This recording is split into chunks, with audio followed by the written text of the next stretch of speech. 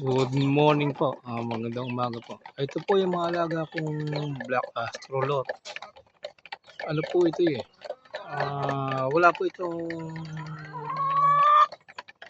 po itong May.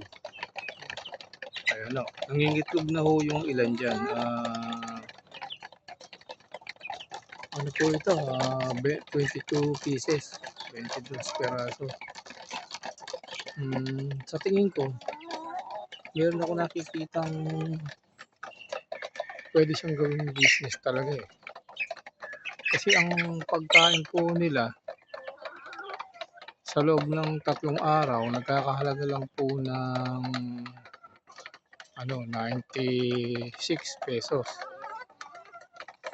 96 pesos po yung 3 kilo. CLC, yung pinapakain ko sa CLC ang pangalan po niya, tawag sa akin sa feeds. Ano siya, pampaitlog talaga. Ginagamit ko yan sa mga poultry. Kumakain, yung pong 3 kilo po na yan, 2 araw. Sa 22 pesos sa 2 araw. Bali, kung susumahin po natin sa isang araw sa 50 pesos na feeds, may kita na ho ito ng 20 pesos. Isang araw ho yan. Sa 10 itlog pa lang. Kung kung mangitlog ito na 22 o kasi ito, kung itlog na lang, pagpalagay na lang ho natin ng 17 peraso, may potential ho. May potential na okay siya pang business sa kung paiitlogin. Sa kasi pagka binenta ho natin ng may mga buyer ho kasi nagpupunta rito. Black Astrolot po ito. Ang halaga po talaga nito 500. Minsan 700 pa nga ho ito yung babae.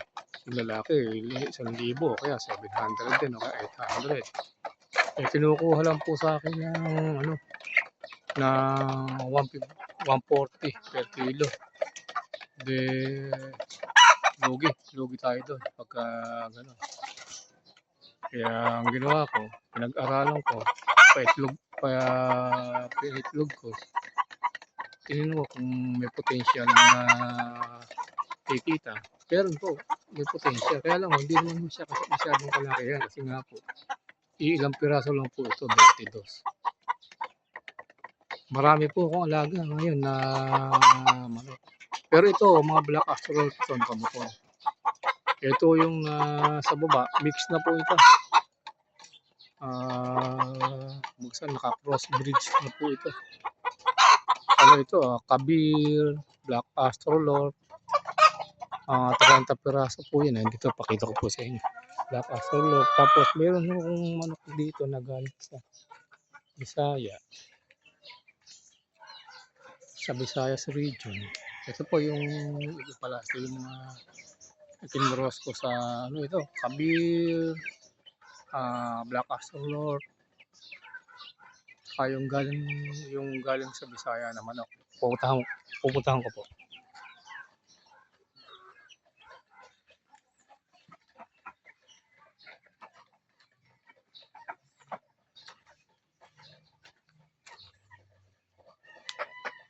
Ito po yan Hindi ko masabi kung Tagalog ito, kung ano to, kasi yung pinanggalingan po nito, binigay lang din po sa kanya.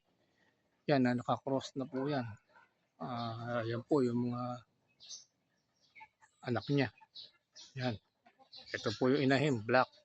Ito, Kabiru ito, black Kabiru. Yan, ito, meron isang Brahma rito, yan.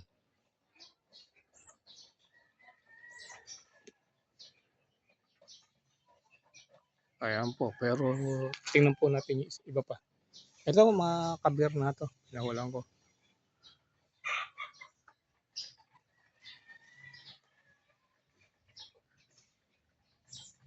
Yan Kabir ho yan, Kabir. Itong isa naman, ito Black Astrolot. Ito yung mga male. Halo-halo na po ito. Mga mistisong ano to. Mga mistisong kabir. Ito, mga black. Meron dito black. Ayan, black astrolot po yan. Ito, kabir. Ito, mistisong kabir to. Black astrolot. Tapos ito, mga mistisong Brahma. Yung babae po niya. May mga lahing Brahma yan. Ayan, yung mga babae na yan. Ayan po. Tapos meron po akong tinabi na dalawa. Yung lahi nga po nung galing sa Bisaya na ano. Pero maganda ho siya. Tinitimbang ho siya ng kulang-kulang 3 kilo eh.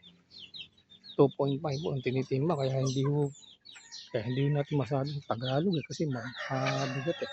Kaya ito ho yung kanyang mga anak. Ayan. Nakakross siya sa kabir. Sa kabiro siya. Nakakross. Ay, hindi pala. Black astrolot pala to. Black astrolot yan. Ayan o, naging resulta. Ito, kamukha nung kasi kung native ho ito, hindi ito titimbang ganun kabigat. Ito minsan 3 kilo eh. 2.5 kilos, 2.4 kilos eh. Ito mga nakakawala ko na to. Ito, ano to, may mga lahi na itong native. Ito, kabir. Ay, mga maliliit na sisi na yan, mga native na yan.